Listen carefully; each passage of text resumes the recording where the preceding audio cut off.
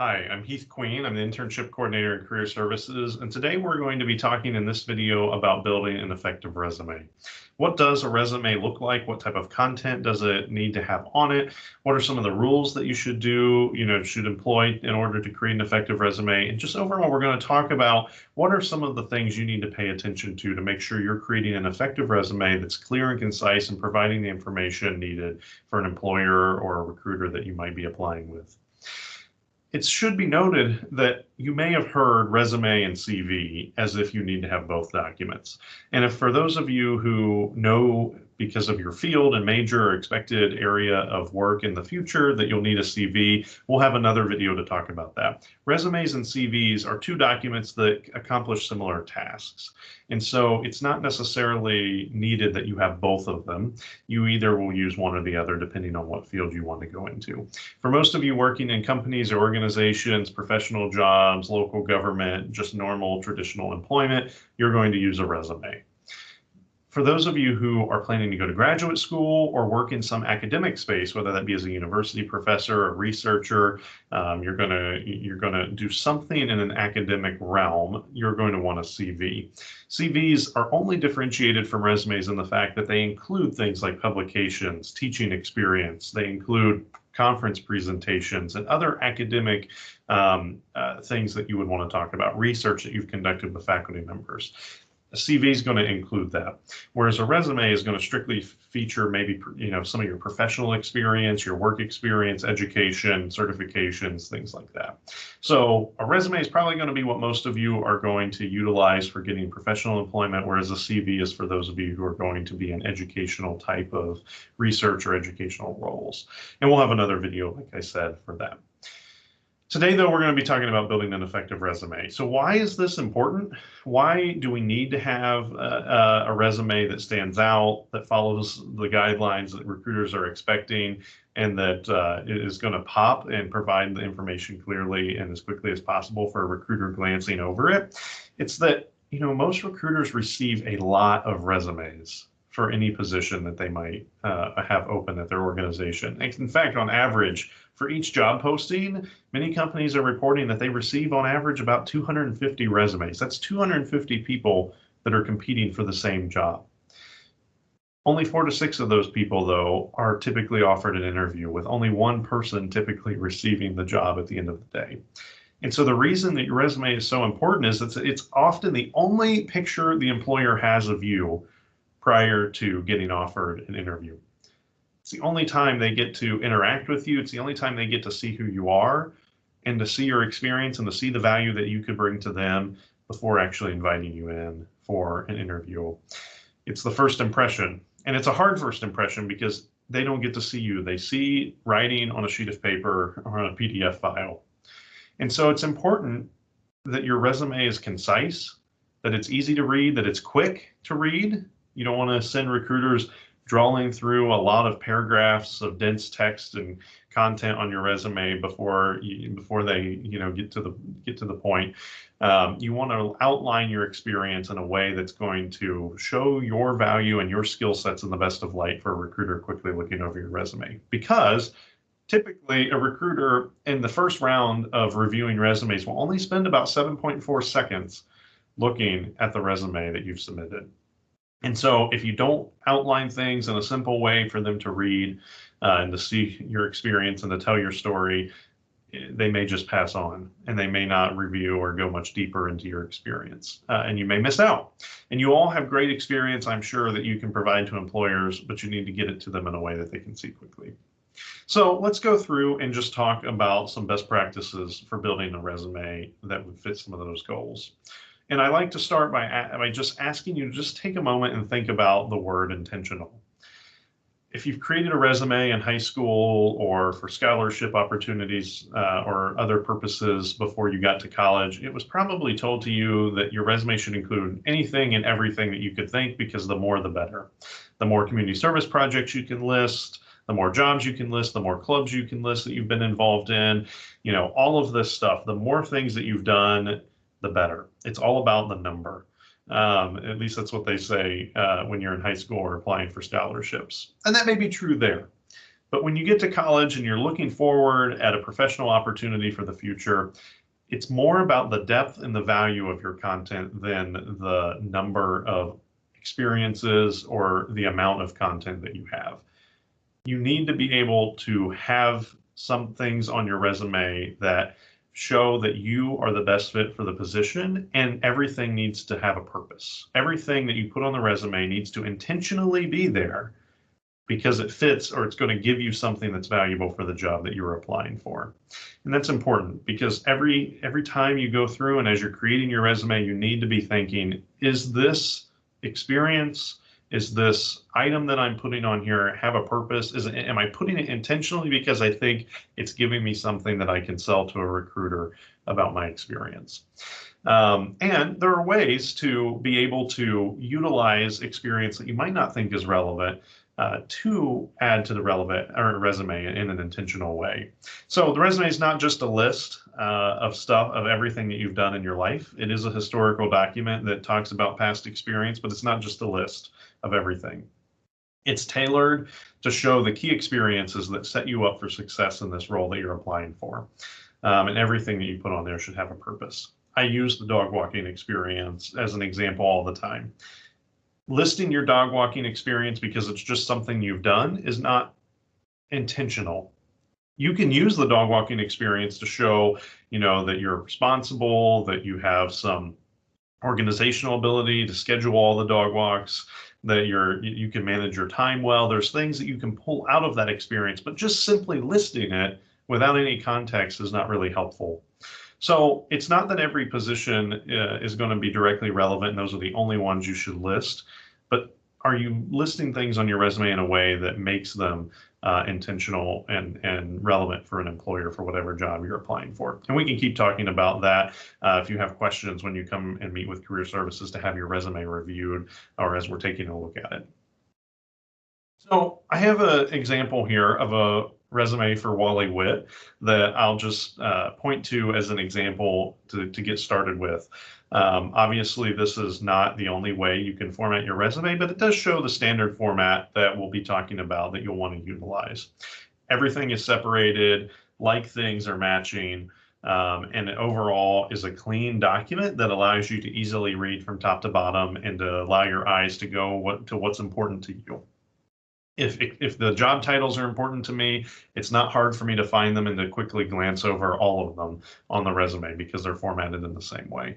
If education is important to me, it's easy for me to find. If I'm really looking for extracurricular involvement from a student, that's easy to find. It's all laid out and formatted and organized in a way that's going to be easy for a recruiter to take a look. So let's talk about that. Obviously, you need to have some sense of organization to your resume.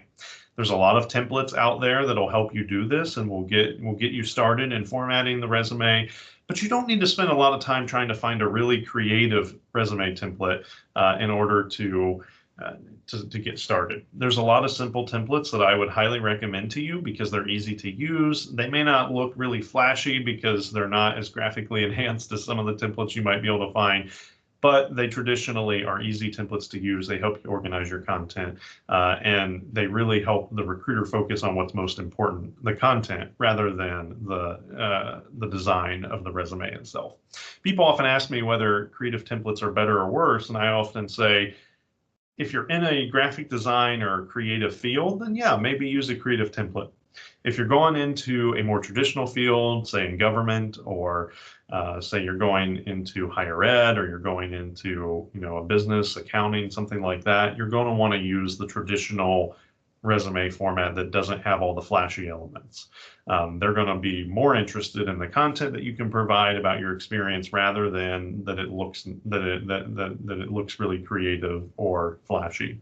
As long as your resume looks clean and organized well, that's going to be the important point. So don't put too much stress on trying to find the right template, because oftentimes a simple template like I showed on the previous slide is going to be the best bet for you. In addition, make sure that as you're editing any template that you download, that you know that they often use Word tables.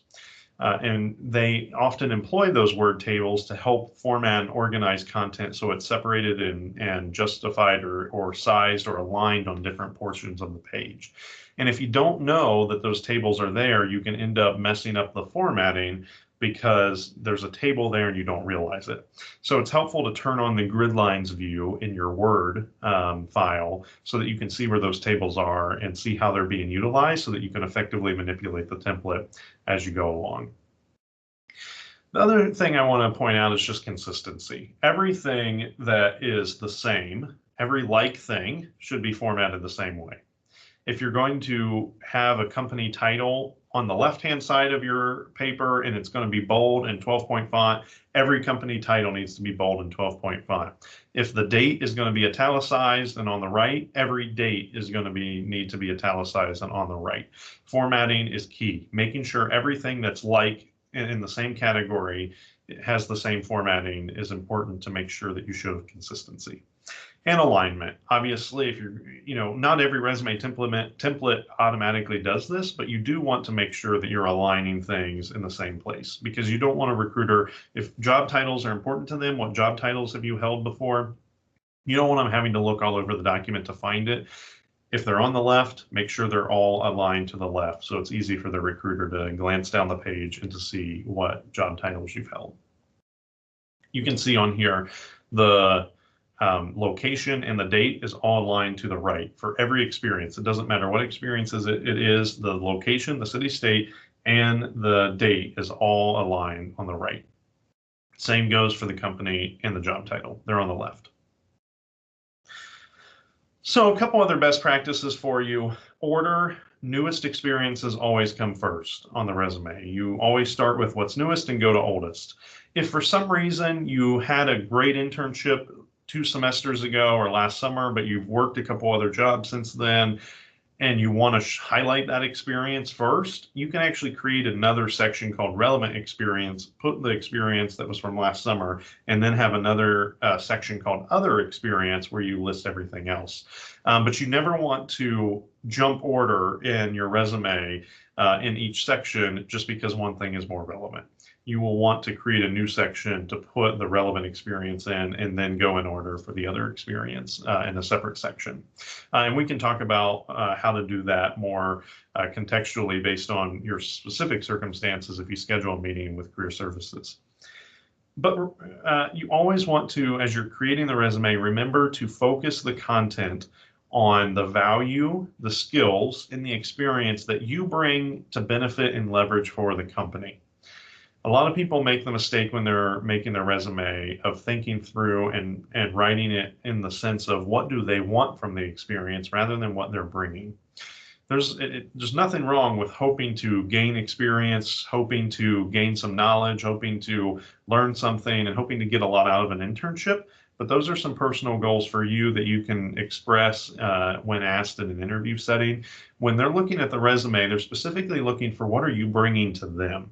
So you want to spend the time in the resume focusing on what you offer rather than what you want to take. That will help show, what it is. Why are you the best fit for the role? Not why the role might be the best fit for your future goals. Again, those are important and you can have them and express them in a job search process, but on the resume, it's focused the opposite direction. And then the resume should always be tailored to the job or internship that you're applying for. This means that you should probably print out the job description and have it right next to you. Circle some keywords, some things they're looking for. Chances are, if the job description says 6 times they really want someone who's organized, you probably should show how you've been organized in the past in your resume. If they're looking for someone who knows how to manage and do social media posting for content, you should probably figure out, where you can include that on your resume if you have that experience. Same goes for if they're looking for someone who can do political research or, grassroots fundraising, whatever it might be. Try to find what experience is relevant and try to list it on your resume so that it's tailored for the job that you're applying for. Remember, you've got to spark the recruiter's interest for the job, and they're going to be looking for specific things for certain roles. And the job description is really the map to tell you what those things are. Resumes need to be one page typically. That's been tradition. It's fine these days if it goes over 2 pages, as long as you're providing relevant content on the second page. If you get to the second page and you're just listing a bunch of skills without examples or experiences, like that's not a relevant or helpful bit of information to justify a second page. You need to be spilling over onto the second page by a good significant margin. And you need to be providing detailed experiences, skills, and stuff that you've developed from past experience that's relevant for the job in order to justify a second page. You also shouldn't rely on spell check. Spell check works great for words that you misspell, but it doesn't really catch words that are technically spelled right. It's just not the right word choice. People do this all the time. They choose the wrong words, even though they are spelled correctly, but spell check doesn't point them out. And if people don't reread their resume, it's difficult and they will get missed. So have someone else review your resume, read your resume backwards, have a friend or career services or someone give you some feedback to make sure that you're good to go there. And then each experience that you put on the resume should not just be listed. It shouldn't just be listed, but it should have bullet points that add some context to what you did in that role and what you got out of it. Each experience bullet point should include skills or tasks that you developed along with what you did. So if you had a job at McDonald's over the summer and you served you took customer orders, that's what you did, but what did you develop there? So you also need to show this in. I developed customer service skills through taking customer orders and dealing with customer problems at McDonald's. That would be a good way to think about how you want to, what content you want to put in those bullet points. You don't want to use pronouns like I just did, but you want to make sure that you're including both the skills you developed, the results, the successful points about the task that you did, as well as just listing the task. As far as contact info goes, you're going to put your contact info at the top of every resume. You don't have to put your full address if you don't want to put the house number and street, but you definitely want to put city and state and zip code.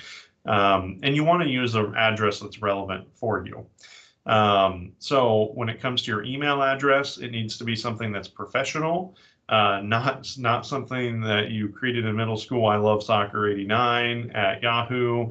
And it shouldn't really be your WIT email address either, because chances are you're going to actually not have that email address forever. And companies may save your resume for a longer period of time. They may not have a job now, but they may save it for future reference in case they wanted to reach out to you for the same position or a kind of similar position in the future. Your house address, obviously I mentioned you should at least put city, state, and zip code. And you should also think about making that a relevant address for where you're applying for. For example, you shouldn't be using your campus house address if you are from Houston, Texas, and you plan to move back there in the future. If you have a home address from your parents or somewhere in Houston and you're planning to go back to Houston, just use that for now until you are finally settled there. Because, companies look at things like, am I going to have to relocate this person? Are they going to come this far from Ohio to Texas? You just want to make sure you're giving them a relevant address. And your Wittenberg house that you're going to be in for, not even a full year is not really a good address to give to them, unless it's the address the only address that you can logistically provide, like that's fine. But you should be thinking about what's the most relevant thing. Just some other best practices to think about. You want to use numbers to quantify outcomes, what you've done. Numbers, dollar amounts, if you've managed budgets for clubs or you've had sales positions in the past or whatever it might be. Quantify the results that you've had in your previous work experience and write them out in number form. I like to say this now because as you're going into internships and as you're going into campus jobs and as you're going into future employment, it's helpful to know that you need to put this stuff on your resume because it means you need to be tracking things as you're working in an internship or a campus job or other context. A lot of people don't actually think about this portion of creating the resume until after they've already done the job, and it's too late to track any of that data. So as you're at this point now, know that you will need to put quantitative results and outcomes on your resume, and that you should be thinking about how you can track those in any employment experience that you might have now. Bullet points should also always begin with a past tense verb for positions that you no longer work at. I prefer writing everything on the resume in past tense because you're talking about what you've done. You're not allowed to put stuff that you haven't done yet on the resume. So you're talking about past experience, even if you're still employed at that organization. But you want to be consistent with your verb tenses, but every bullet point should start with a verb, and at least the ones that you no longer work at should be all in past tense. You should try to limit also the use of articles when writing your bullet points. This is difficult to do, and sometimes it's the only way to make a sentence flow correctly, and that's perfectly fine to use one. But when possible, writing an experience without the use of the, a, or an is helpful, and it's really desired. So instead of saying created the t-shirt, you could say created t-shirt for. It's an easy way to get rid of the article rather than to put it in that sentence. Additionally, pronouns, we try not to use them on the resume. Actually, we don't allow them to be used on the resume. You should not be saying, I did this, I did that, they did this. Try to use or write in professional language without using pronouns. You can use a pronoun in the cover letter, but on the resume, don't utilize them. That's probably one of the biggest things that's missed when students write their bullet points on the resumes, that they include pronouns. And if they remember not to include I or me or he, she, they always seem to include they, them, or theirs. So just be watchful of that, reread it again, and make sure the pronouns are not there. I already mentioned this. You should write out numbers and use actual digits. Don't spell them out. On the resume, numbers stand out. And remember, you want to catch the recruiter's attention as they're quickly glancing over it. So write them in number form. And again, try to put yourself in the recruiter's shoes at all times and ask, what are they going to be looking for? What would they want to see in my resume? Generally, your high school experiences are going to start to fall off as you gain new experiences in college. You definitely shouldn't be listing your high school under the education section unless you think it's going to help you because someone you're applying for went to your high school or something. We typically take it off. Sometimes if you're just starting out, you haven't had much on-campus employment or internship experience yet, you may need to use some of your high school experience and work experience on the resume to supplement what you haven't done yet in college. But generally, as you start to build experience in college through internships and employment, you will start to take off some of those high school experiences. And sports, clubs, Greek organizations, and other university activities are very helpful for the resume as long as, again, you make them intentional by adding bullet points and content to them that show what skills you take away from those experiences that can be applied to a future job. Being on a sports team gives you, some of you may gain leadership experience from that. Some may gain the ability to resolve conflicts on a team because of your experience on the sports team. Those are the ways that you want to show that you're able to do that from your experience on the volleyball team, for example, on the resume, rather than just listing it. You're not going to be playing basketball, at least for a paycheck at your future job, most likely. But you can use some of that experience as a way to sell yourself to a potential employer, because those experiences are important. They do provide some good skills for you. You just have to show and tell the recruiter why they're important. Watch using language that you would use as you're talking. As if you were just talking to someone on the street corner someday. It's easy to use colloquial language that only Wittenberg students would use, or that you would only use when you're speaking to someone in person. Try to write in a professional tone on the resume. And additionally, don't use acronyms. Acronyms are typically only understood by the people in the company or the organization or the industry that you're in. And especially Wittenberg is an acronym soup of all sorts of different things. Like, you need to spell out some of the organizations like SAC or, all of the different, organizations that are on campus. You don't want to just list the acronym because they're not going to understand and be confused by it. I have a GPA rule that I like to give. Typically, if you have a 3.5 or above, I always say just list it on the resume. It's going to be a great, selling point. It's going to be a great, it's an added piece of value for the resume. If you have a GPA that's between 3.0 and 3.5, it's good. It's up to you. It's a great GPA for a college GPA, but it's kind of up to you whether you want to list it. If it's below a 3.5 in general, I say if they ask for a GPA, you need to list it on the resume. You have to. If they don't ask for one, you have to kind of make a decision about whether you think it's going to be helpful for you or not. It kind of depends on the company, how many people are applying for the position, and how granular they need to get in making decisions about those 250 candidates. If they have 250 candidates and many of them are well qualified, they're going to have to find some grounds for which ones to interview and which ones they don't want to.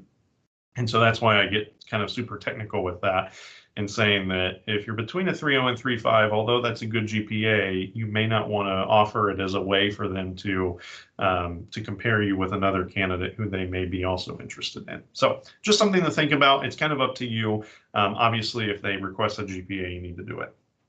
But always mention whether it's a cumulative GPA or whether it's a major GPA. Some companies are going to say, well, we're only interested in your GPA for the content that you learn that's directly applicable in a technical way to the work that you're going to be doing for us. You know, if you're a math major and you're going to be working in some stats field, like they may be more interested in the GPA that you got in those classes rather than you know, some of the other general education classes you might have taken. Again, I'm going to say it and say it and say it again. Be intentional. It's not a full summary of your life. It is a historical document that summarizes your experience, but it summarizes the key experiences that set you up to be successful and to give you something that can add value to the job you're applying for. Be intentional about what you're listing. And then finally, saving and sending is also important. A lot of people will save and send their resume in a Word document, and that is not what you should be doing. You should always save your resume as a PDF when sending to an employer. Now, if you're sending to career services or to someone to review your resume, you want to save it in a Word doc because it's easier for us to comment and to make changes. But when you're sending to an employer and actually applying for a job, it needs to be in a PDF format. And the last thing that I'll kind of close this video out with is the resume objective. The resume objective is a section that's typically at the top of a resume, but it's not on everyone's resume, and it doesn't need to be on a resume. But it is a place for you to give an argument for yourself and to give an overview of what skills you have, what you're applying for, and who you are in just a couple sentences. It's an easy way for you to tell a recruiter a little bit about yourself before they have to read the resume. Again, if you're struggling to fit everything on a page or you're spilling over just a bit, this is probably the first section to go. But it is valuable for those of you who maybe you haven't had a lot of experience yet and you want to add some value or some content to your resume that can be valuable for the employer to read. An objective would be that. So an objective tells three things to a potential employer, and it does this in 1 or 2 sentences, not very long. It tells who you are. It tells what you bring, what are the skill sets that are going to be of value to the employer, and it says what you are seeking. What is it that you are looking for? Again, no pronouns allowed to be used. But if I use an example that I wrote here, lifelong learner that brings experience in budgeting, leadership, and strategic planning while looking to leverage these skills as a business analyst at Starbucks Inc. Who are they? They're a lifelong learner. What are they bringing to us? Budgeting, leadership, and strategic planning experience. And what is it that they're applying for again? A business analyst role at Starbucks.